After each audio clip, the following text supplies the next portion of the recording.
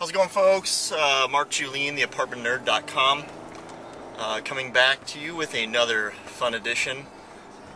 This week, we are kind of taking the whole concept. I've been thinking. How's that sound? Shocking, I know. But so here's what I've been thinking. After the whole rent.com debacle scenario, and all the conversation that came about because of that, and all the thoughts, and measuring websites or measuring traffic and where people are coming from. Maybe the problem is not that, this is maybe, but maybe the problem is not that the customer is not mentioning where they came from, or maybe the problem is not obviously the leasing associate on site not gathering the proper data. Maybe the problem is that the design of the ILS is wrong. The fact that sites or the listings on each of these pages are practically identical, with the exception of, yes, there's bullet points that people can search by, and the price can be searched by, and obviously the location can be searched by, and of course you can have unique pictures of your property, okay? But everything is the same. There's no unique, other than photos, there's nothing really unique you can bring to your ILS listing. And every one of these sites is the same, with the exception of maybe RentWiki, who's pulling in like the neighborhood information, okay? But all the big players have basically identical ILS sites. So, where it lists just the generic information. And maybe this is the way that people want to search. Maybe. However, if you want to create a user experience that's memorable, how can you honestly do that? What we've done, and I'll share with you a link to a discussion post I had on Multifamily Insiders, and one of the questions was, what's the most absurd marketing idea yet? And I said the ILS, and then went into a long explanation after somebody really questioned me there.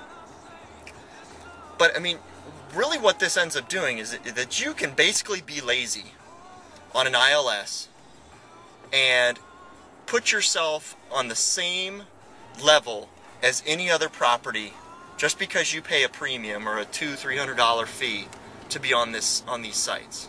So you basically level the playing field. What these ILSs are doing are leveling the playing field.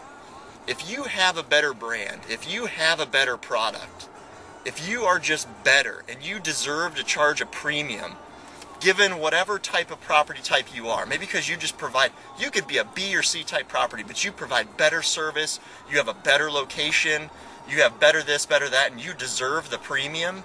Unfortunately, in the ILS model, the way it currently is, you get grouped with everybody else, and you end up becoming a box with a price compared on price, and you become commoditized. The ILS is absurd because it basically commoditizes us as apartments and management companies.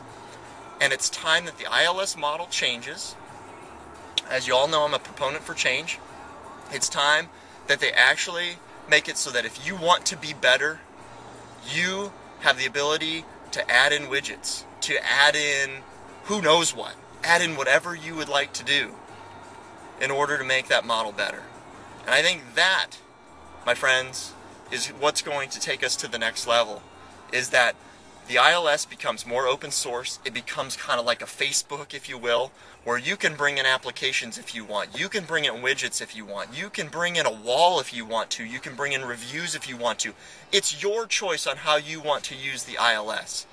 The only thing that the ILS is going to have that's a challenge for them is obviously putting in technology in place to help monitor things for fair housing things that obviously their legal departments are going to set up, as well as making it so that depending on the tools that people input, that they can still be searchable. And Facebook's found a way to do it. Plenty of other companies have found a way to do it. I'm challenging the ILSs to do it as well. And here's what I'm also going to challenge you. What owners, operators, managers, I'm challenging you right now. What do you want to see with these ILSs? Do you still want to maybe be just a commodity and mixed with the rest of us based on price on these sites? You know, do you want to just be mixed with all your competition and the only thing that can be compared upon is price and pictures? That's fine.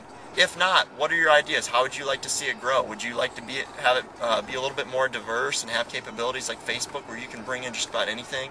Have friends, followers, a wall? Let me know.